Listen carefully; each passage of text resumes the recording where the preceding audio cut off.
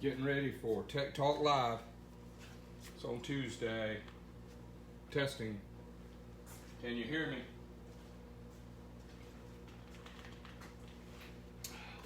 me? I know you can't see me, but you can hear me.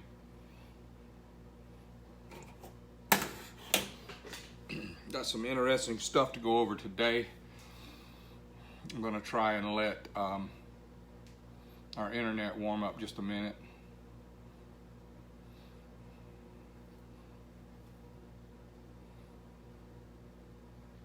I see Bill Bader and Kathy and Nat, some old friends there, David. Can y'all hear me okay? Somebody asked me last week, they said, why do you talk like you're from the South or just like some hayseed or something? Why do you talk like a hick? I talk like I talk.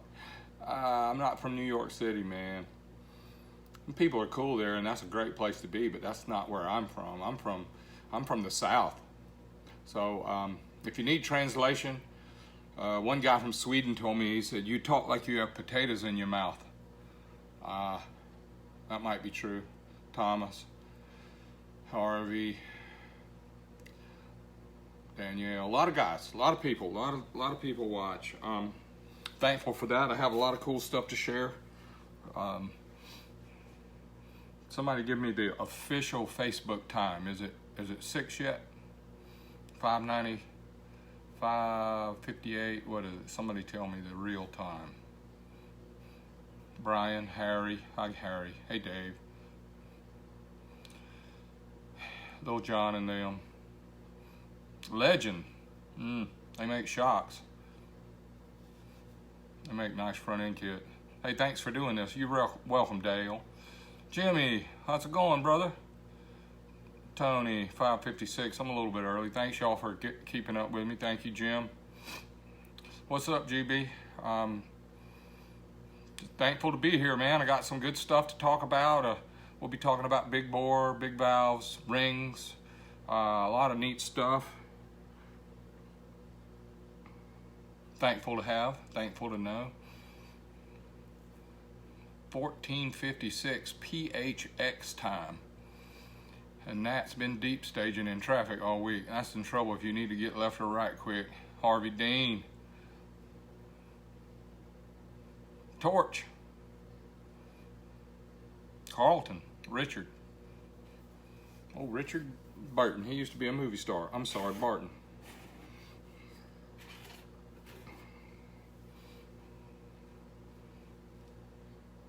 From Canada. And sound good. All right, thanks.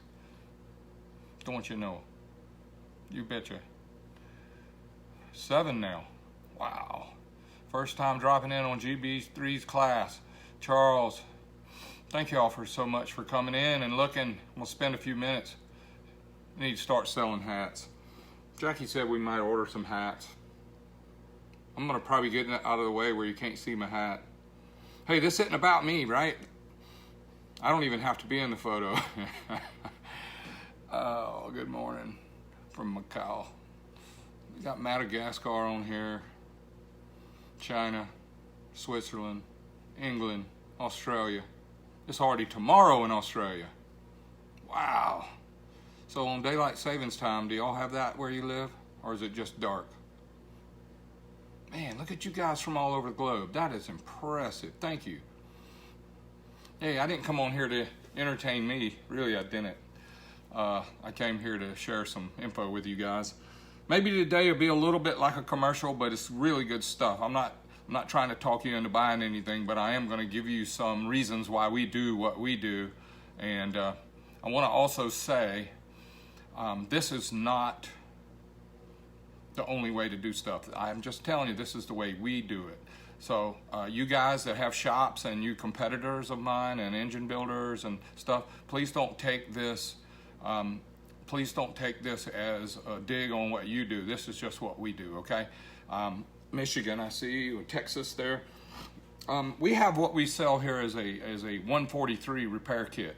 Now, that's not really that cool for car racers or people that don't have Harleys, but S&S makes a really great engine. It's a It's a big bore, short stroke. Well, I'm wrong. So 4.430 bore, flat top. This one here is burn up, of course. This is not a good one. But it makes 143 cubic inches out of 2 cylinders. So that's for you car guys, 4.42 bore. Like 75 thou short of 5 inches. No, it's 75,000 short of 4.5 inch bore. So that's a pretty nice size engine in a V8. It comes, that kit comes with 062 rings. They're really wide in radial, and they're really wide here. That's just an industrial ring, okay? It's not my favorite. That's just what they put on them. Been doing it for years. This ring has almost 200 thou radial clearance. That's going to have a deep groove in the piston. They also have a 1/16 of an inch wide. That's a big ring.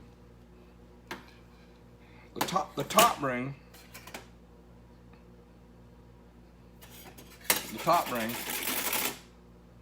is made, of course, to seal the combustion. Everybody knows this, that the fire and the air and the fuel that we burn in the combustion chamber, and it tries to blow the piston down to rotate the crank, turn the engine, make power. But this ring here has several jobs.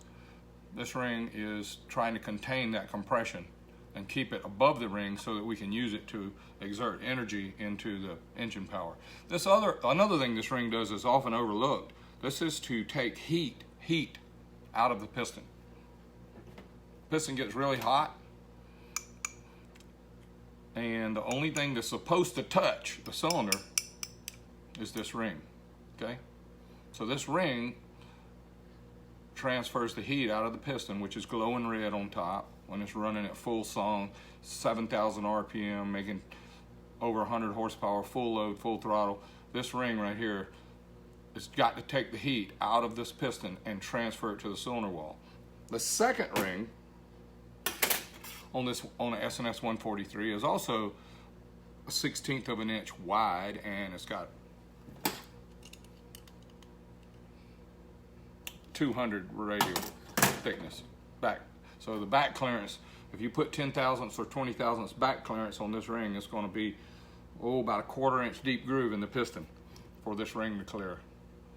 Now this ring has 2 good jobs, and one of them is not containing combustion pressure. People think a second ring is for combustion pressure. Now we here at Star, we don't use gapless second rings. A gapless second ring means these have little tabs that overlap and lock this in. It's a good product. A lot of people use them, but we do use Total Seal rings. But the name Total Seal does not mean a gapless ring. A gapless ring is a product that Total Seal sells. Okay? You guys got me? This ring here is a scraper. This ring scrapes oil off the cylinder wall so that the top ring doesn't have to deal with that, but it leaves enough for lubrication, which this piston had a hard time. So this ring, the second ring, needs to transfer heat out of the piston into the cylinder wall, and it goes through the fins. I'll show you what the fins are. The fins are on the cylinders and the heads. The goal is for the heat to come off the piston, go through this ring, into the cylinder, and dissipate through the fins as the wind blows over the engine. In a car, of course, it's got water jackets, and it dissipates the heat into the cylinder walls, and then the water circulates through the radiator and through the engine to dissipate that heat. Now, the oil ring is this 3-piece.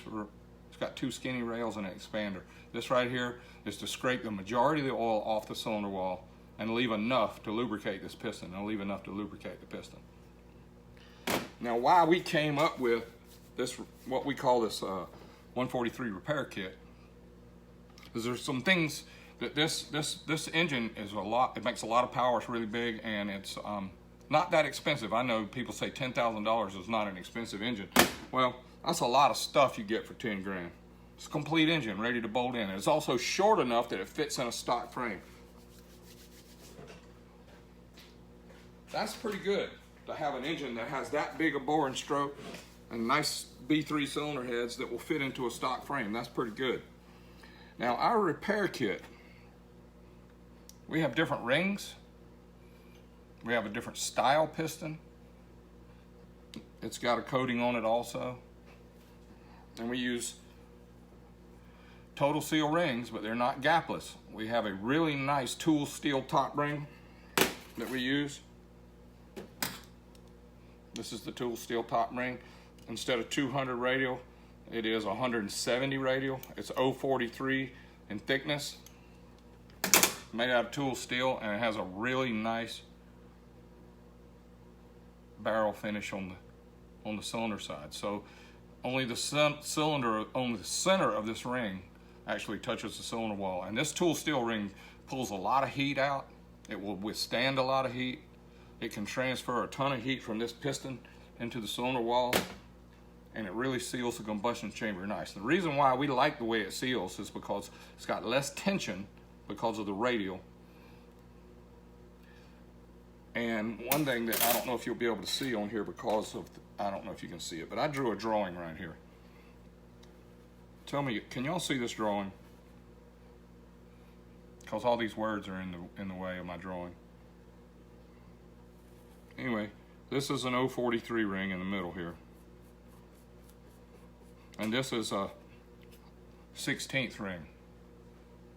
Somebody give me some response. Yes, thank you, Jerry. Okay, what we do with the new ring, the 043, is we cut this off. We don't, we get Total Seal to pair this off. Now we have a nice thin ring that touches the cylinder wall in the same place. It's a barrel finish, both rings, the 16th and the 043. We also have 0.9 millimeter rings we use as well. And the center of the barrel face is what touches the cylinder wall. That's what does the sealing. I like this ring because it responds. It has a quicker response time. You got 4 strokes: intake stroke, compression stroke, power stroke, exhaust stroke. The rings, they need to be really, really good on the power stroke. But the rest of the time, we don't need this to do much except get out of the way. Second ring. This is a ductile iron, very high quality ring Total Seal makes for us. It is not a gapless second ring, but this is called a Napier ring. I drew a picture because I don't think you're going to be able to see this, but this has got a hook machined in the face of it on the bottom edge. It works kind of like a squeegee. If you'll look at my drawing, can you see my drawing? Okay. The second ring is taper faced, and then it has this hook on the bottom so that even though it's 043 wide, this is how much touches the cylinder right here. And when it wears, it wears and wears and wears, and this gets a little bit wider and wider. But this right here is a nice little addition to hook. It gives the oil a place to go, and it reduces the amount of cylinder wall friction we have here, because the second ring is for taking the heat out of the piston, putting it in the cylinder wall, and also for scraping oil off the cylinder wall, excess oil. So those two. Now on our updated piston, we have gas ports. These are drilled through the top and they intersect the back of the top ringland. Okay? These right here help seal the cylinder on the combustion stroke, on the power stroke, and I'm going to draw a little picture here same way. I'm going to try and draw it upside down. There's the second ring groove, there's the top ring groove, and then here's the top of the piston. We drill a hole through the top of the piston and it intersects the back of the ringland. So this combustion pressure goes through this hole, gets behind the ring, and blows the ring out against the cylinder wall. Can you guys see that okay? A guy just asked me, do you use accumulator grooves? Yes, the accumulator groove is right here. We use the accumulator groove between the top ring and the second ring. What this does is if a little bit at some RPM and at some detonation level, we may get some leak past this top ring, and it will go, if you are sealed up too good on the second ring, like top gapless rings, this pressure will build up on top of the second ring, and it will actually lift this ring off the land, and we'll lose pressure into the bottom end. So this accumulator groove gives us more space for that pressure to build up between the rings, and then help maybe dissipate it before it causes us a ring seal problem by letting combustion pressure get past the top ring into the bottom end. Another thing we do with our piston design is if you'll see S&S, and I'm not bagging on S&S, guys. I don't make engines to sell people. I use S&S engines, and we go through along the way, and we find out things that are great, and we do more of what's great, and we find things that aren't great, and we do less of that. Now, I'm not bagging on this because it burned up. The guy had a broken oil pump, and he burned his engine up, okay?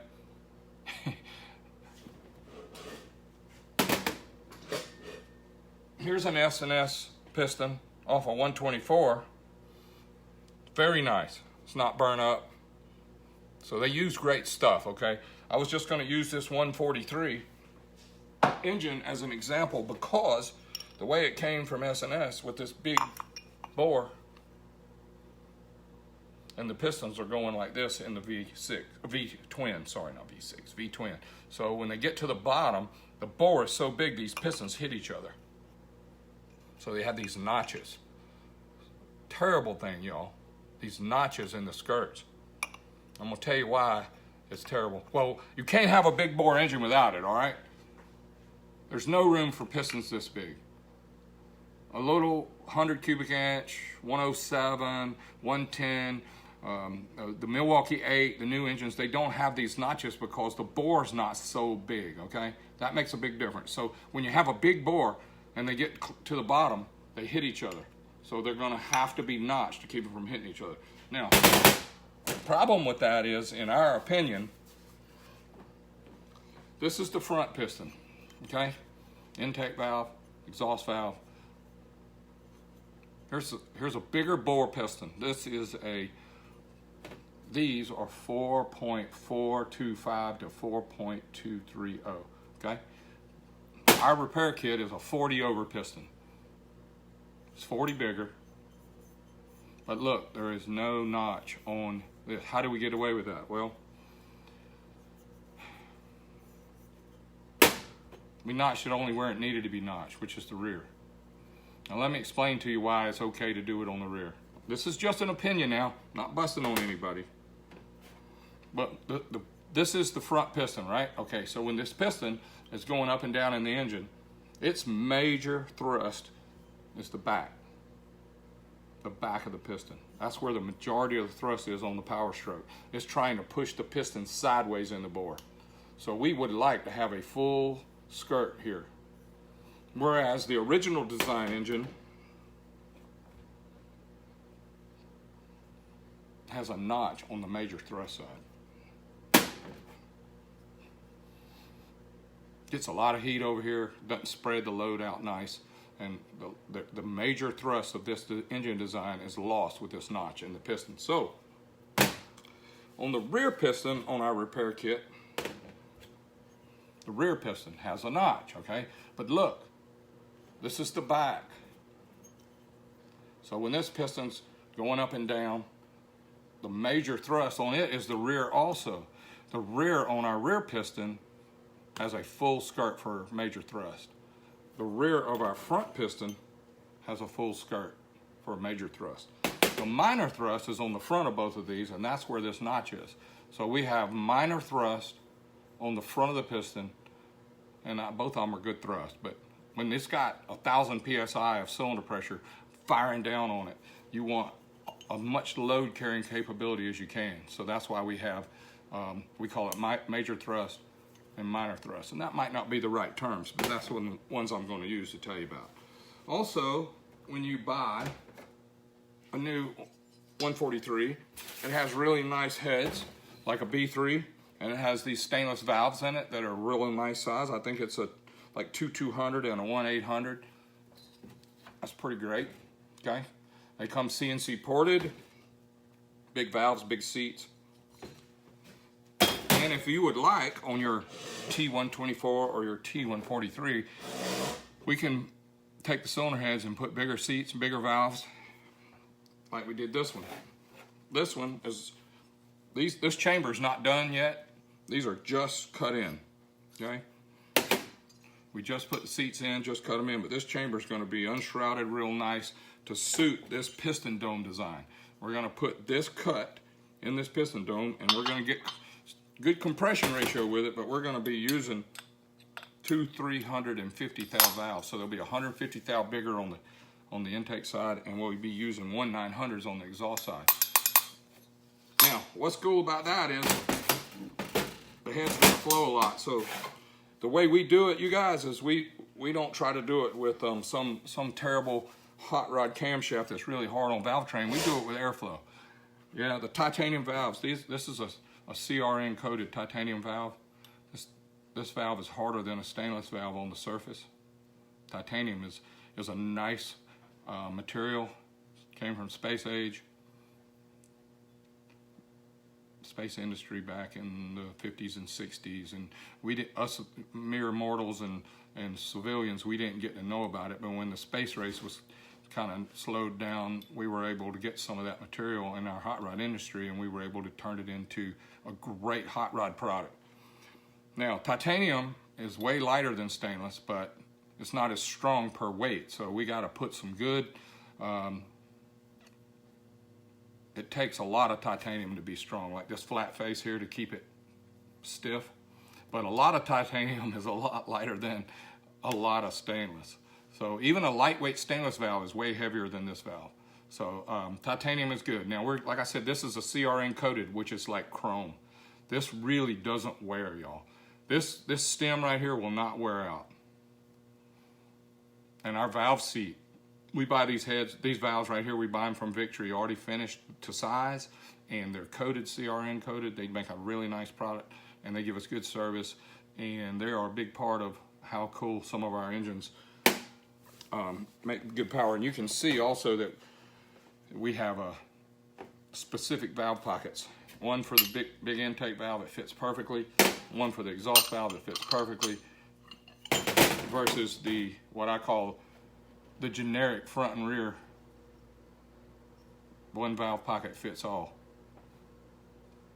Great engine, you guys. If you bought a new 143, or you have a 143, or you want a T143 for your twin cam motorcycle, they are awesome engines. But look, if you want to make more power and you want it to last longer, and you make it and run cooler, this upgrade, we're able to use but we use nice camshafts that are not too big now. We can run mild camshafts where the valve train is happy.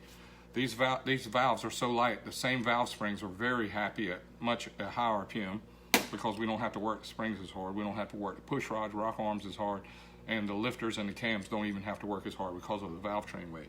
Also, the heads flow so much now with the big valves that we're not having to trick it with big camshafts to make up for it. So when you see somebody has a high duration cam with a lot of lift, it's mostly designed for ports that are flow challenged. Somebody texts me and asks me where these heads flow. Well, I don't know what they flow stock, the way you buy them from S&S, but when we finish these, it'll be a lot. I mean, it'll be 80 CFM more than they come. Instead of a low 300, it will be a high 300 CFM at 28 inches. Also, I want to say one thing before we finish about valves, about airflow on heads. People ask me every day, what do your heads flow? How much do they flow? I mean, what do you want to know for?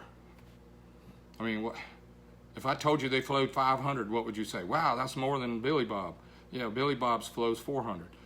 Well, is that at full lift? How much lift? What depression are they checking at? 20 inches, 28 inches, 50 inches? Some people check at different places. Flow charts are pretty useless. Yes, I want my heads to flow a lot, but they have to be the right size. They have to be big enough to flow. A flow bench at 28 inches, and you guys that own flow benches or want one or gonna buy one or bank on it, look, that's like 1 penny of a dollar of what it takes to go fast. Yes, I want everything we've ever had that set records and wins races flows a lot of air, but it's not because of a flow number. It's because of the curve. It flows a lot at low lift, flows a lot at mid lift, flows a lot at high lift, but nobody ever asks me. They say, what do your heads flow at 250 lift? They don't ask that.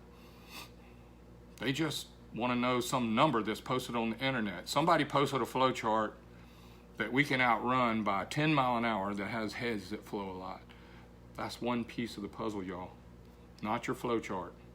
Flow charts don't make horsepower, and flow charts don't give you quick time slips and good mile an hour at Bonneville or at the drag strip or on the highway. It's just a small piece of the puzzle. We have the best flow bench. We have a Superflow 1020. We can test our heads at over 50 inches. 50 inches depression. And then there's the guys out there with the little flow benches. I call them hobby benches. They flow at 10 inches. And then they have a conversion chart where they do the math and they say, well, these heads flow 110 at 10 inches, so if I use the correction factor, blah, blah, blah, they'll flow to 340. Yeah, that's what the calculator says.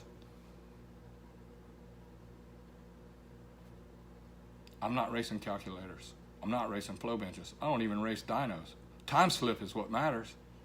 And the end of the day, the time slip doesn't even matter. It's the customer comes and he picks his bike up and he goes and rides it down the road and he's grinning so big because he says, man, that's got some power. Man, that pulls hard. That's way better than it was. After they ride it, well, here, give me the flow chart. And I'm like, okay.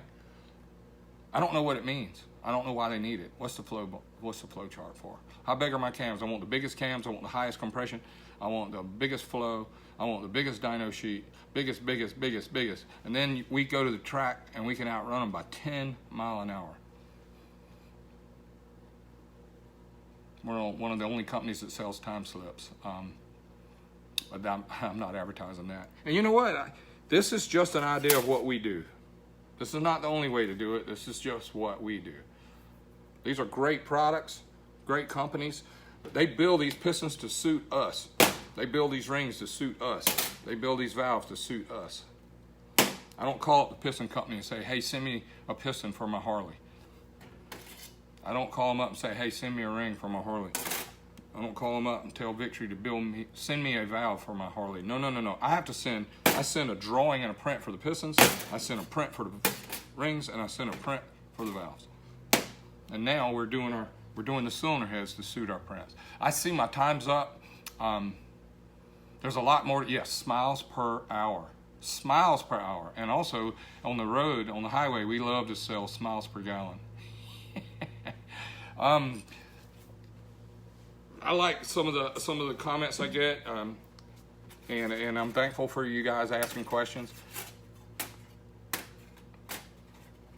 Please keep sending that stuff so I know how to suit you and what you're looking to know.